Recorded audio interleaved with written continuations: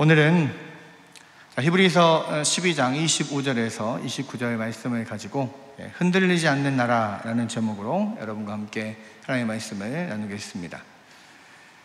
히브리서는 예수 그리스도를 믿음으로 이 유대교에서 기독교로 개종한 그러한 사람들이 핍박을 이기지 못해서 다시 유대교로 돌아가려고 하는 그런 사람들에게 그렇게 하지 마라. 너희가 받은 이 복음이 얼마나 귀한 것인지를 다시 한번 생각하고 끝까지 예수 그리스도를 붙들어라. 이렇게 권면하는 그런 목적으로 쓰여진 서신입니다. 그래서 히브리서에서는요, 계속해서 히브리서 전반에 걸쳐서 그런 배교하지 않도록, 다시 유대교로 돌아가지 않도록 그렇게 계속 권면하고 경고하는 내용들이 많이 나오는데요. 그래서 이것을 권변하기 위해서 이 구약과 신약의 어떤 대조를 통하여서 우리가 받은 신약의 복음이 얼마나 우월한 것인지, 이 신약의 복음을 버리고 다시 구약의 율법으로 돌아간다는 것이 얼마나 어리석은 것인지 계속 신약과 구약을 대조하면서 이야기를 합니다. 가장 처음에 나오는 게 구약은 어떻게 구약과 신약이 씌어지는 그런 배경에 있어서, 구약은 하나님께서 그 천사들을 통해서 선지자들에게 주신 계시라고 한다면, 신약은 하나님께서 그의 아들을 통해서 사도들에게 주신 계시다. 즉, 이 천사와 하나님의 아들의 권위를 비교하면서 신약이 얼마나 우월한가라는 것들을 보여줍니다. 또 그 다음에는요, 이 구약의 율법을 받아서 전달한 모세는 하나님의 집의 종이지만, 이 하나님께 신약의 내용을 받아서 우리에게 전달하신 예수님은 하나님의 아들이시다. 아들과 종과 아들의 차이를 비교하면서 이 신약의 우월함에 대해서, 이 복음의 우월함에 대해서 계속해서 이야기를 하죠. 그리고 그 다음에는 이 구약의 율법을 통하여서 세워진 제사장은 이 땅의 제사장이고, 또 그가 사하는 죄사함도 일시적이고 제한적인 그러한 속죄에 지나지 않지만, 하늘에 계신 영원하신 대제사장이신 예수님은 영원하신 분이시고, 또 그 속죄도 영단번에 영원토록 지속되는 그런 하늘의 대제사장이라고 하는 것들을 비교하는 거죠. 계속해서 그런 비교가 나오는데, 오늘 읽은 본문 말씀이 있는 이 12장에도, 그러니까 바로 이 본문 앞에도 시내산과 시온산을 비교해서, 대조해서 그렇게 설명하는 내용이 나옵니다.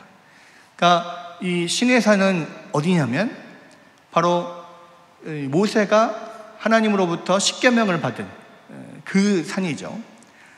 시온산은, 사실 시온산은 예루살렘 성전이 있는 그곳이 이제 시온산인데, 여기에서는 이 땅의 예루살렘이 아니라 하늘의 예루살렘, 예수님께서 지금 제사장으로서 좌정에 계시는 하늘의 성전이 있는 그것을 하늘의 시온산이라고 부릅니다.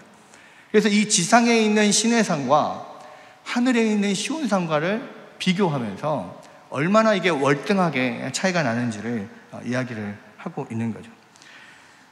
그러면서 히브리서 기자는 이야기하기를, 우리는 이 땅에 있는 시내산에서부터 저 하늘에 있는 시온산으로 옮겨진 그런 하나님의 백성이다. 그것들을 이야기를 하죠. 여러분, 이렇게 히브리서에서 계속해서 이 구약과 신약을 계속 비교 대조를 하는 이유, 그러니까 옛 언약과 새 언약을 계속 비교하는 이유가 무엇입니까? 바로 이렇게 완성된 복음, 신약의 우월한 이 복음을 버리고 다시 구약으로 돌아가는, 다시 유대교로 돌아가는 것이 얼마나 어리석은 일인지 결단코 그렇게 해서는 안 된다라고 지금 이야기를 하기 위하여서 계속 이것들 대조를 하고 있는 거죠. 여러분, 히브리서에서는요, 곳곳마다 계속해서 처음부터 마지막까지 계속해서 이러한 비교 대조를 통한 그런 권면, 배교의 위험에 대한 권면이 나오는데, 이 히브리서 제일 마지막에 나오는 권면이 바로 오늘 읽은 이 본문 내용입니다. 우리 12장 25절을 한번 읽어볼까요? 함께 읽어보겠습니다. 자, 시작. 너희는 삼가 말씀하신 일을 거역하지 말라. 땅에서 경고하신 일을 거역한 그들이 피하지 못하였거든 하물며 하늘로부터 경고하신 일을 배반하는 우리일까 보냐. 자, 여기서 보면 너희는 삼가 말씀하신 일을 거역하지 말라 그랬어요. 이 말씀하신 일, 여기서 말씀하시는 이는 누굽니까? 누가 말씀하셨어요? 하나님이시죠.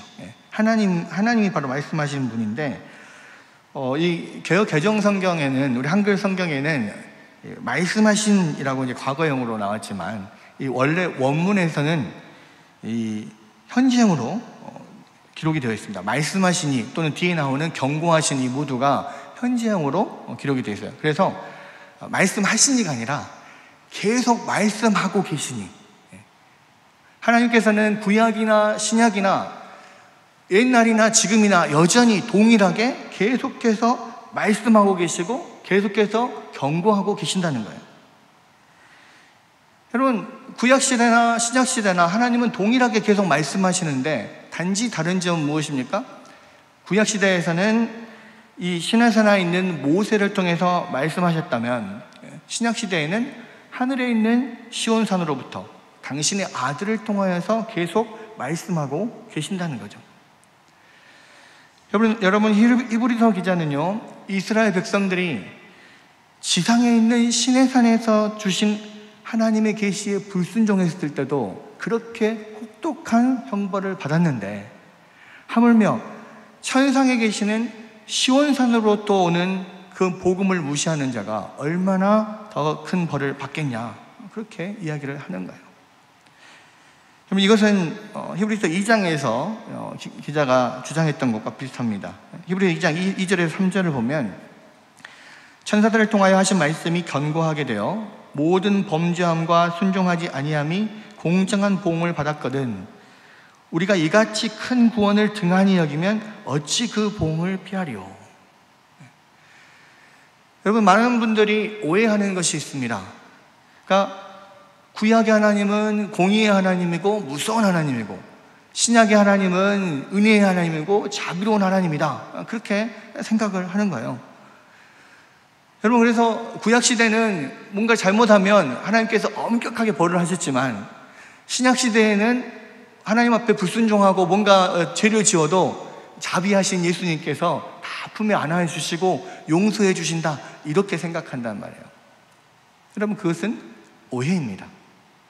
여러분, 왜냐하면 하나님께서는요, 옛날이나 지금이나 어제나 오늘이나 동일하신 분이에요. 아까도 말씀드렸지만 하나님께서는 구약시대나 신약시대나 똑같이 동일하게 말씀하고 우리 가운데 계속해서 말씀하시고 경고하시는 분이라고 그랬습니다. 누구를 통하여 말씀하시느냐가 다를 뿐이죠. 여러분, 그 어거스틴이 하나님은 어떤 분인가, 과연 신의 존재는 신의 존재로서 가장 큰 특징이 무엇인가를 곰곰이 묵상하고 연구하면서 하나님의 가장 큰 특징, 가장 첫 번째 특징이 뭐냐, 그것을 이야기를 했는데요. 하나님이 되려면 가장 첫 번째 특징이 뭐냐? 그것이 바로 하나님의 불변성이라고 했습니다. 여러분, 모든 세상 만물은 다 변합니다. 사람도 어려서부터 계속 나이가 들어가면서 시간이 지나가면서 점점 몸도 변해가고 생각도 변해가고 마음도 변해가고 계속해서 변해가요. 여러분, 사람뿐만이 아니라 모든 피조물, 하나님께서 창조하신 모든 피조물은요, 시간과 환경에 따라서 계속적으로 변화되어 갑니다. 이 세상 모든 만들어진 피조물들은 다 변화되어 가는데 단 하나 변화되지 않는 게 있어요. 바로 창조주이신 하나님이시라는 거예요. 그래서 하나님의 가장 큰 특징은 변하지 않는 것, 불변하시는 분이라는 거예요. 그런데 그런 불변하신 하나님이 구약시대에는 엄격하게 벌을 내리셨다가 신약시대에는 그냥 모든 것을 다 받아주신다고요? 아니요. 전혀 그렇지 않습니다. 히브리서 기자는 오히려 이렇게 이야기합니다. 구약시대에 불완전한, 완전하지 않은 율법을 어긴 사람조차 이 율법을 순종하지 않은 사람도 엄격한 처벌을 받았거든. 하물며 이 신약의 완벽한 복음, 하나님의 아들로부터 직접 우리 가운데 주어지신 그런 모든 구약의 계시가 완전하게 이루어주신 그 말씀에 불순종하는 사람이 어찌 그보다 더 큰 형벌을 받지 않겠느냐, 이렇게 하는 거예요. 여러분, 우리는 예수님에 대해서 우리 양떼들의 목자로 어린 양도 품에 안아주시고 사랑하시는 그런 예수님, 그런 마음, 그런 생각들을 가지고 있습니다. 이게 맞습니다. 예수님은 어린 양을 품어주시고 약한 자를 보듬어 주시고 도와주시고 긍휼히 여기시는 그런 분이세요. 그러나 신약성경은 예수님의 또 다른 면을 이야기합니다. 뭐라고 이야기하냐면 복음에 순종하지 않는 자들에게 영원한 멸망의 형벌을 내리러 오시는 분이다, 이렇게 이야기합니다. 그럼 데살로니가후서 1장 7절에서 9절 말씀을 보겠습니다. 데살로니가후서 1장 7절에서 9절을 보면 한번 읽어보겠습니다. 자, 시작. 환난을 받는 너희에게는 우리와 함께 안식으로 갚으시는 것이 하나님의 공이시니 주 예수께서 자기의 능력의 천사들과 함께 하늘로부터 불꽃 가운데 나타나실 때에 하나님을 모르는 자들과 우리 주 예수의 복음에 복종하지 않는 자들에게 형벌을 내리시리니 이런 자들은 주의 얼굴과 그 힘의 영광을 떠나 영원한 멸망의 형벌을 받으리로다. 아멘. 여러분, 예수님께서 마지막 이 땅에 오실 때 어떤 자들에게 멸망의 형벌을 내린다고 했습니까? 여기서 보면 두 종류의 사람들이 나오죠. 하나님을 모르는 자들과 우리 주 예수의 복음에 복종하지 않는 자들. 여러분, 예수 그리스도의 복음에 복종하는 자들, 하나님 말씀에 복종하는 자들, 예수 그리스도를 주로 믿고 순종하고 따르는 자들은 주님께서 그 약한 자들을 품어주시고 자비를 베푸시고 용서하시고 늘 함께 하시지만 예수님의 복음에 순종하지 않는 자들은 하나님께서 예수님께서 그들에게 영원한 멸망의 형벌을 주시기 위해서 다시 오시겠다라고 하셨단 말이에요. 여러분, 그래서 예수님은 모든 사람들에게 그렇게 긍휼과 자비를, 마냥 긍휼과 자비를 베푸시는 분이 아닙니다. 왜요? 하나님이시니까요. 예수님도 옛날 옛적부터 공의의 하나님이시자 사랑의 하나님이셨듯이 예수님도 공의 하나님이시자 사랑의 하나님이신 거예요. 사랑만 있는 게 아닙니다. 예수님에게도 공의가 있어요. 예수 그리스도의 복음에 순종하지 않는 자들에게 멸망의 형벌을 주시겠다고 분명하게 말씀합니다. 여러분, 근데 여기서 우리가 경각심을 가져야 될 필요가 있습니다. 여기서 두 종류의 사람들이 나오죠. 첫 번째는 하나님을 모르는 자들. 예, 좋습니다. 하나님을 모르는 자들은 적어도 교회 밖에 있는 불신자들이겠죠. 그래요. 그런 사람들에게 멸망의 형벌이 떨어지는 것은 그래요. 그렇겠다 생각합니다. 그런데 그 다음에 나오는 우리 주 예수의 복음에 복종하지 않는 자들, 예수님의 복음에 복종하지 않는 자들이 과연 교회 밖에만 있을까요? 예수님은 그렇게 말씀하셨습니다. 교회 안에는 곡식과 가라지가 함께 자라서 마지막 때에, 마지막 추수의 때에 곡식들은 걷어서 곡간에 드리고 가라지는 다 모아서 불에 태워버리신다, 그렇게 말씀하죠. 여러분, 교회 안에도요 곡식과 가라지들이 분명히 있습니다. 예수님께서 그렇게 말씀하셨기 때문에 누가 곡식이고 누가 가라지인지는 우리는 잘 알지 못하겠죠. 인간적인 눈으로는 잘 파악하지 못합니다. 그러나 한 가지 나타나는 특징이 있어요. 그게 무엇입니까? 주 예수의 복음에 복종하느냐, 복종하지 않느냐. 주 예수의 복음에 복종하지 않는 사람들은 영원한 멸망의 형벌을 내리시기 위해서 예수님 다시 오시겠다는 거예요. 그래서 우리는 경각심을 가지고 하나님의 말씀에 온전히 순종하려고 노력해야 됩니다. 여러분, 예수님의 복음에 복종하는 것, 하나님의 말씀을 100% 그것을 잘 지키는 것, 이것은 사실 우리의 죄인된 인간으로서 하기 어렵고 거의 불가능한 것입니다. 그죠?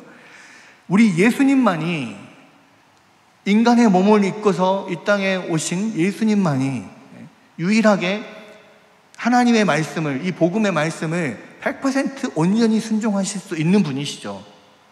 우리는 100% 온전히 순종할 수 없어요. 그러나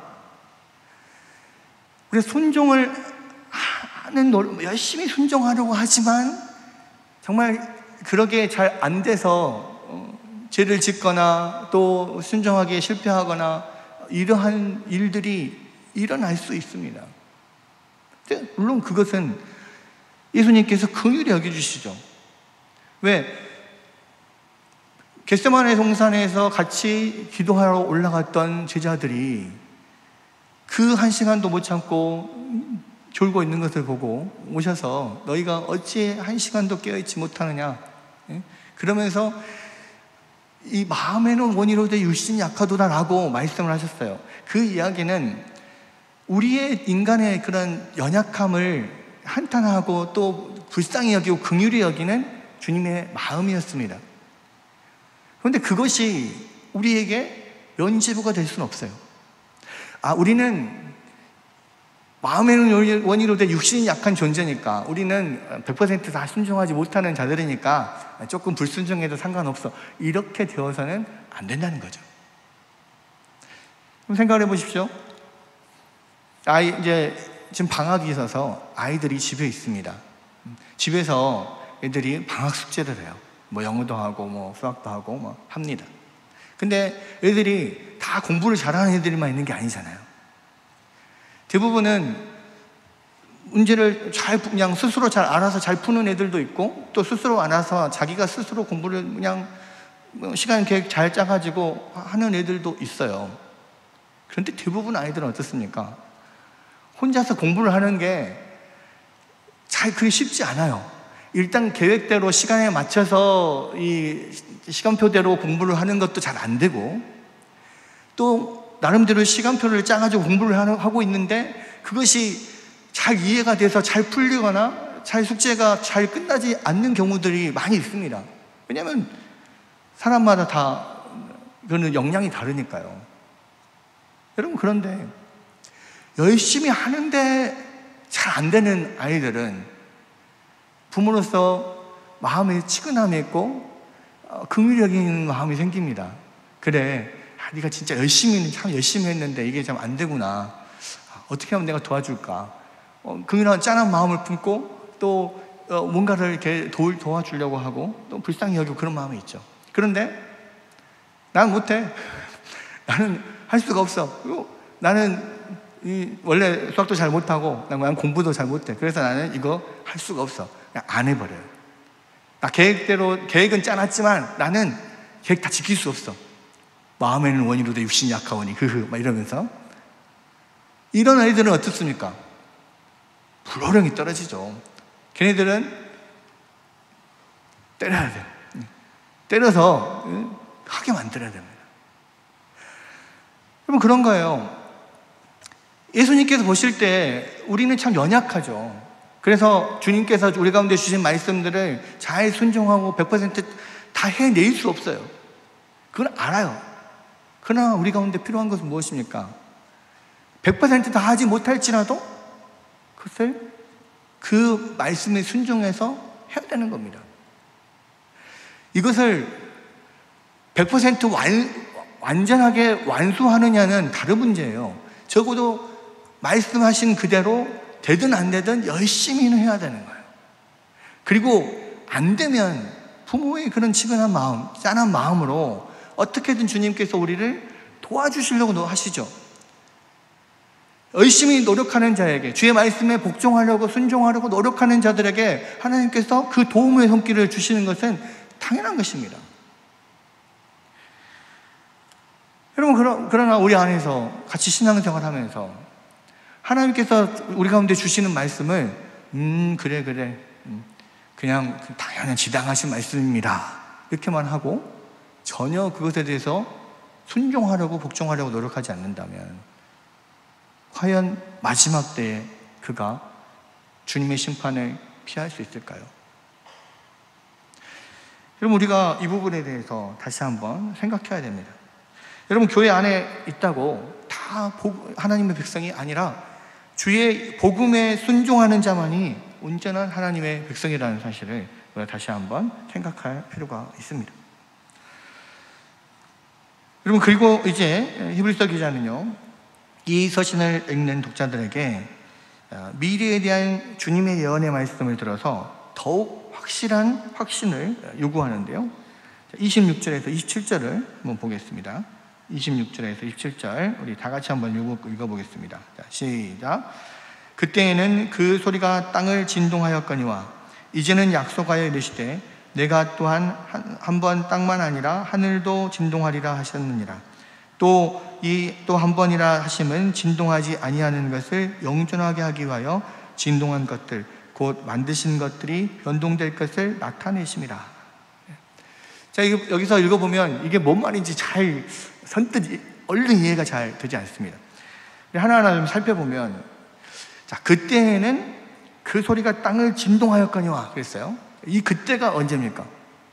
그 소리가 땅을 진동할 때가 언제냐면 앞에서 지금 비교했던 시내산과 시온산의 이야기를 지금 비교하고 있는데요. 여기서 그때는 시내산입니다. 시내산에서 율법을 수여하실 때의 이야기예요. 자, 출애굽기 19장 16절에서 19절을 보면 이렇게 하나님께서 모세에게 시내산에서 율법을 주실 때 그 시내산의 광경에 대해서 설명을 하는데 16절에 보니까 우레와 번개와 빽빽한 구름이 산 위에 있고 나팔 소리가 매우 크게 들리며, 19절에 보면 시내산에 연기가 자욱하니 그 연기가 온기가마 연기같이 떠오르고 온 산이 크게 진동하였다, 이렇게 이야기를 합니다. 하나님의 율법이 주어지는 그 시내산에 하나님께서 강림하셔서 그 율법을 수여하셨다는 것은 하나님이 바로 그 율법의 수여자요, 또 그 율법대로 재판하시는 재판장이심을 이야기를 하는 겁니다. 그리고 이 율법이 주어질 때에 온 산이 크게 진동하고 우레와 번개와 구름과 나팔 소리들이 울리는 것은 그 율법의 엄미함, 그리고 그 재판장의 엄미함, 엄격하심, 이러한 것들에 대해서 그런 현상들로 보여주고요, 표현해주고 있는 거죠. 여러분, 시내산에서 율법을 주신 분, 그 하나님이 그 율법의 재판장이 되십니다. 그러니까 정말 무서운 그러한 이 번개와 구름과 큰 소리와 엄청난 흔들리는 진동, 이것을 통하여 이 하나님의 말씀을, 이 율법을 어긴 사람들에게 얼마나 큰 하나님의 진노가 임할지를 그 당시에 율법을 받는 사람들이 그냥 느끼도록 그렇게 하신 거예요. 여러분, 그런데 나중에 이 온 산이 흔들리는 그때보다 더 큰 진동이 있을 때가 있다는 겁니다. 언제입니까? 바로 내가 또 한 번 땅만 아니라 하늘도 진동하리라, 이렇게 약속하셨다는 거예요. 땅만 아니라, 시내산에서는 이 산만 흔들렸는데 이 땅뿐만 아니라 하늘까지 다 흔들릴 그때가 온다는 겁니다. 그때가 언제예요? 바로 예수님께서 우리의 재판장으로 오시는 그날.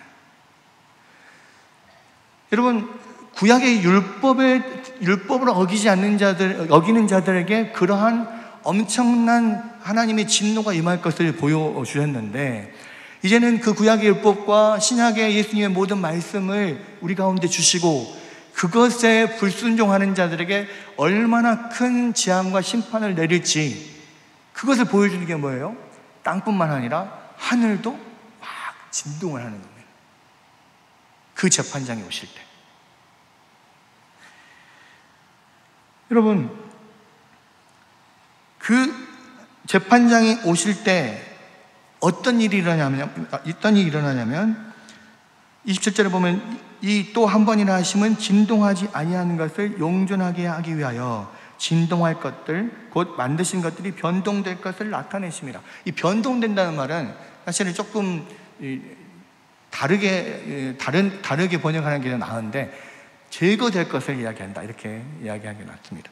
그러니까 진동하지 않는 것들, 흔들리지 않는 영원한 것들을 영존하게 하도록 하기 위해서 이 하늘과 땅이 흔들릴 그때에, 마지막 때에 모든 진동할 것들, 하나님께서 우리 가운데 주신 진동하지 않는, 흔들리지 않는 것들을 제외한 세상의 모든 것들, 그 진동되면 하나님의 그런 흔들림에, 진동에 다 무너져 내릴 그런 것들, 그런 것들을 다 제거해 버리시기 위해서 예수님께서 오신다는 거예요.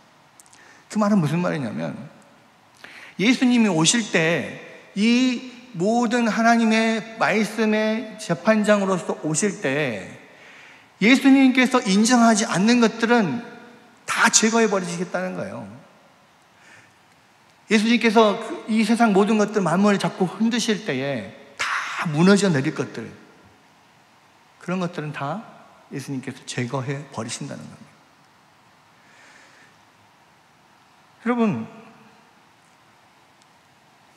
마지막 재판장이 오실 때는요, 예수님께서 원하시는 것 외에는 다 무너지고 없어져 버릴 것들이에요. 우리가 붙잡아야 될 것은 무엇입니까? 그 하늘과 땅에 엄청난 그 진동이 있을 때에 예수님께서 이 땅에 오셔서 마지막에 재판장으로 오실 그때에 다 무너져 버리고 없어질 것들을 붙드는 것이 아니라 영존할 것들, 하나님의 그 흔드심에 진동되지 않을 것들, 그러한 것들을 붙들어야 된다는 겁니다. 여기서 말하는 것은 구약 시대의 그런 이야기들, 또 구약의 그런 이 모든 율법들을 완전하지 않은 것들조차도 우리가 거기에 온전하게 순종하고 나가야 되지만, 신약의 완전하신 복음에 우리가 순종하지 않는다면 그 외의 모든 것들은 다 결국 썩어져 버리고 흔들려서 무너져 버릴 것들, 그런 것들이라는 거예요. 여러분, 사도 요한은요, 요한일서 2장 17절에서 이렇게 이야기합니다. 이 세상도 그 정욕도 지나가되 오직 하나님의 뜻을 행하는 자는 영원히 거하느니라. 여러분, 세상의 모든 것들은 다 지나가 버리고 무너져 버릴 것들입니다. 사람들이 목적으로 삼고 살아가는 모든 것, 우리가 이 세상에서 얻으려고 애쓰는 모든 것들이 결국은 다 사라져 버릴 것들이라는 거예요. 이와 대조적으로 오직 하나님의 뜻을 행하는 자는 영원히 거한다라고 그렇게 말하고 있어요. 사랑하는 여러분, 여러분은 지금 마지막 때에 진동하여 없어질 것들을 추구하고 살고 있지는 않습니까? 마지막 때까지 갈 필요도 없어요. 여러분, 불과 몇십 년만 지나도 그냥 없어질 것들, 그런 것들에 목매고 있지 않냐는 것입니다. 여러분, 세상 사람들은요, 부와 명예와 권력과 또 건강과 미용과 비트코인과 증권과 부동산 투자 이런 것에 막 목매고 살고 있습니다. 여러분, 지금 그렇게 목매는 것이 여러분 30년만 지나면 남아있을까요? 여러분, 제가요, 내일 모레가 50입니다. 제가 30대 초반에 교회로 왔는데 50을 바라보고 있어요. 근데 여러분, 제가 30년만 지나면 80입니다. 아니, 30년 지나 80이에요. 여러분, 제가 지금 건강에 좋다고 뭘 먹고, 피부 미용에 힘쓴다고 뭘 바르고, 주름 쫙 펴가지고 하고 30년 뒤에 남아있겠습니까?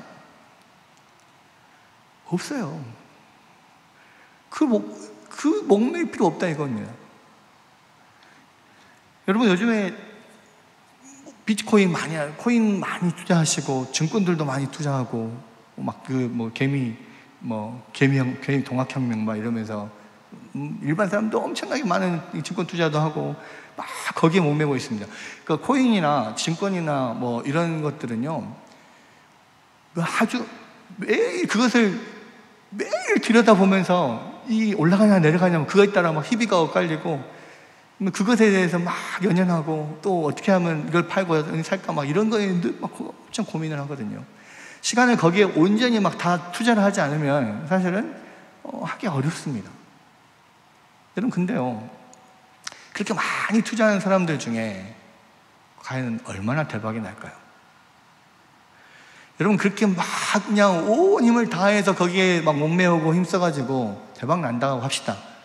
30년 뒤에 그게 남아있을까요?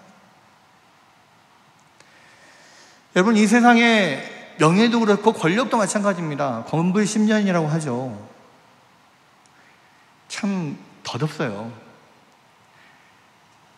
이 대통령 선거를 할 때마다 대통령 선거가 돌아오면 참 그런 덧없음을 많이 느낍니다. 왜요?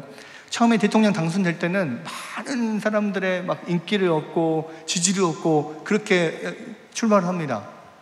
그런데 딱 4년, 5년 지나면 어떻게 됩니까? 지지율이 아주 곤두박질 쳐요. 30년도 아닙니다. 이게 4년, 5년 사이에 그런다니까요. 거기에 목매일 필요 없습니다. 거기에 목매고 살 필요가 없어요. 여러분, 그런 모든 것들이 다 하나님 힘드시면은요, 다 무너지고 없어질 것들입니다. 당장 30년 뒤에만 생각해봐도 없어질 것들이 많아요. 여러분의 삶을 한번 생각해 보십시오. 30년 뒤에 남아있을 게 과연 뭐가 있을까? 30년 뒤에는 내가 이 세상에 있을지 없을지도 모릅니다. 그런 분들 많잖아요. 그죠? 여러분, 그런데 좀만 시간이 지나면 다 없어질 것들 말고, 그러면 시간이 지나도 영원히 남을 것들은 뭘까요? 진동하지 않는 것들, 하나님 나라에서 영원한 것들, 그런 게 뭡니까? 베드로전서 1장 24절에 25절을 보면 이렇게 되어 있습니다. 24절에서 25절 같이 한번 읽어볼까요? 베드로전서 1장 24절에서 25절 함께 읽겠습니다. 그러므로 모든 육체는 풀과 같고 그 모든 영광은 풀의 꽃과 같으니 풀은 마르고 꽃은 떨어지되 오직 주의 말씀은 세세토록 있도다 하였으니 너희에게 전한 복음이 곧 이 말씀이니라. 여러분, 오직 진리의 말씀만이 영존합니다. 오직 하나님의 말씀만이 영원토록 흔들리지 않는, 진동하지 않는, 없어지지 않는 그러한 말씀이에요. 또 아까 요한일서 2장 17절의 말씀처럼 오직 하나님의 뜻을 행하는 자는 영원히 거하리라 이렇게 이야기했죠. 자, 무슨 이야기입니까? 이 두 구절을 합쳐보면 뭐예요? 영원하신 진리의 말씀만이 영원히 남아있고 그 말씀을 순종하는 자들만이 영원하단 말이에요. 그러니까 우리에게 30년 뒤에 남아있을 것, 우리에게 영원토록 남아있을 것은요, 결국은 우리가 아는, 우리가 붙드는 그 하나님의 말씀과 그 하나님의 말씀에 순종했던 행정만이 우리 가운데 유일하게 남아있을 거라는 거예요. 여러분, 이 세상에서 살아가면서요, 우리 많은 일들을 합니다. 여러분, 또 이 세상에서 또 큰 업적, 사람들이 역사에 남을 만한 큰 업적을 남기는 사람들도 많아요. 그런데요, 하나님 앞에 설 때 남아있는 것은 진리의 말씀과 그 진리의 말씀에 순종한 그것만이 남아있단 말이에요. 고린도전서 3장에 보면 사도 바울이 그렇게 이야기합니다. 우리가 예수 그리스도의 터 위에 자신의 공적들을 다 세우는데 마지막 때에 하나님께서 그것을 불로 시험을 하시는데요. 그 불 시험에서 타지 않고 공적이 남아있으면 상을 받고 다 불타 없어져 버리면 마치 불 속에서 자기 몸만 구원받는 것 같은 그런 부끄러운 구원을 받을 것이다, 그렇게 이야기를 하죠. 그럼 마지막에 예수께서 재판장으로 오셔서 우리 가운데 불로 확 우리를 시험했을 때 여러분에게 남아있는 것은요, 진리의 말씀과 그 진리의 말씀에 순종했던 그것만이 남아있을 거라니까요. 그렇다면 이 세상에서 길을 쓰고 무언가를 많이 얻고 공적을 쌓는 거, 그게 무슨 소용이 있습니까? 이 세상에서 대통령이 되고 이 세상에서 권력자가 되고 이 세상에서 가장 큰 부자가 된다고 한들 그게 무슨 소용이 있어요? 마지막 때에 남아있는 것은요, 진리의 말씀과 진리의 말씀에 순종했던 그것만 남아있단 말이에요. 여러분 자신 한번 돌아보십시오. 여러분이 그 예수님의 심판대 앞에 섰을 때, 예수님이 여러분 불로 막 시험을 했을 때 과연 여러분 안에 남아있는 게 뭐가 있을까요? 여러분, 그래서요, 이 세상에 우리는 많은 할 일들이 있습니다. 나에게 주어진 일들, 또 여러 가지 직업들, 또 나에게 맡겨진 사명들 열심히 해야 돼요. 그러나 그것보다 더 중요한 건 무엇입니까? 우리가 이 세상에서 정말 잘 살았다, 하나님 앞에서 잘했다, 착하고 충성된 종아, 이렇게 칭찬받고 상 받을 수 있는 그 유일한 길은 뭡니까? 진리의 말씀, 그것을 붙들고 알고 거기에 순종하고 하는 그것이 우리의 삶에서 가장 열심히 해야 될 제 1번 1순위가 되어야 된다는 거예요.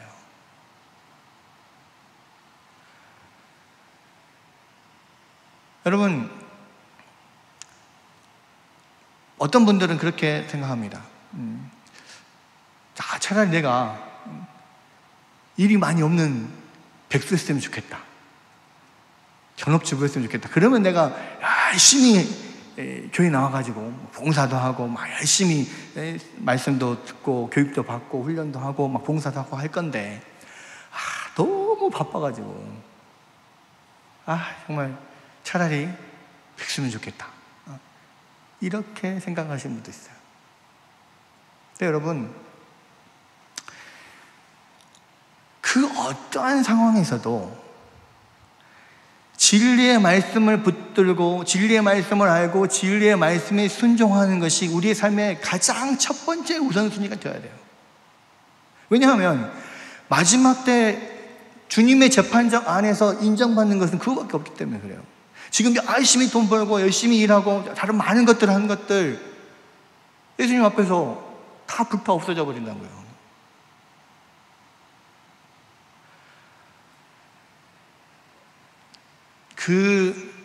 그 이야기를 들었는데요. 미국에는 많은 크리스찬 정치인들이 많이 있습니다. 근데 저도 들은 이야기지만 그 전에 트럼프 시절에 있던 펜스 부통령, 그분이 아주 신실한 크리스찬이었다고 해요. 그러면서 그런 이야기를 했다고 합니다. 내가 누구냐? 나는 첫 번째 그리스도인이요, 나는 공화당원이요, 나는 그리스도인이요, 보수주의자요, 공화당원이다. 그것이, 이 순서가 바로 나다, 그렇게 이야기했다는 겁니다. 그 무슨 이야기입니까?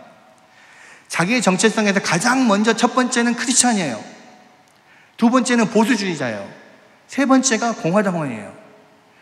이 순서가 바로 나다라고 하는 것은 이 자기의 아이덴티티, 이 세 개 중에서 가장 첫 번째 크리스찬이라고 하는 것이 보수주의자나 공화당원의 무언가 침해를 받는다면 그 모든 것들은 다 끊어버리겠다는 겁니다.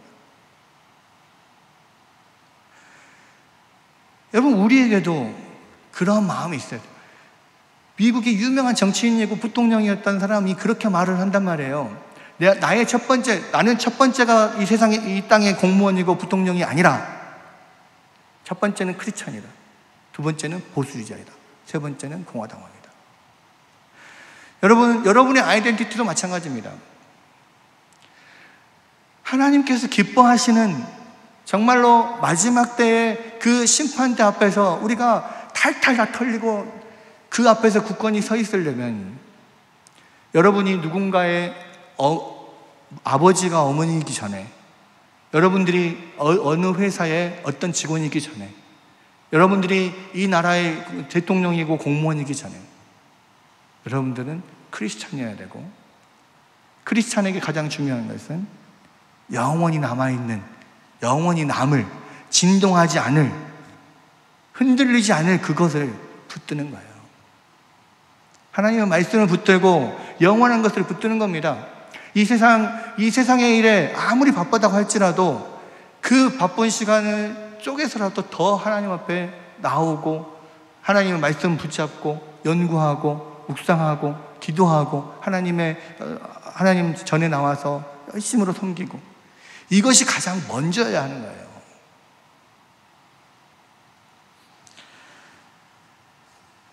여러분, 우리는 흔들리지 않는 나라를 받은 사람입니다. 여기서 그렇게 이야기를 해요. 진동하지 않을 그것들을 붙잡으라고. 근데 우리는 그 흔들리지 않는 나라, 진동하지 않는 나라를 지금 받고 있는 사람들이라고. 여기서 그러므로 우리가 흔들리지 않는 나라를 받았은즉 되어 있지만, 원문은 계속해서 우리가 받고 있는 중이다 이렇게 이야기합니다. 우리는 흔들리지 않는 나라를 받고 있는 중이에요. 왜냐? 흔들리지 않는 하나님의 나라가 아직 완성되지 않았어요.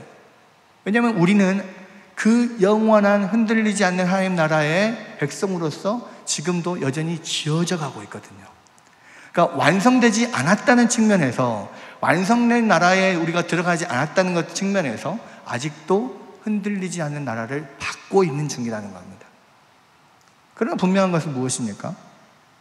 그 흔들리지 않는 나라를 우리가 받고 있는 사람이기에, 다시 말해서 진동하여 흔들려서 없어질 그런 나라에서 흔들리지 않을 그 나라로 우리가 지금 이민을 와 있는 그런 상태의 사람들이기에, 그 흔들리지 않을 나라에 어울리는 일에 우리가 더 힘써야 된다는 거예요.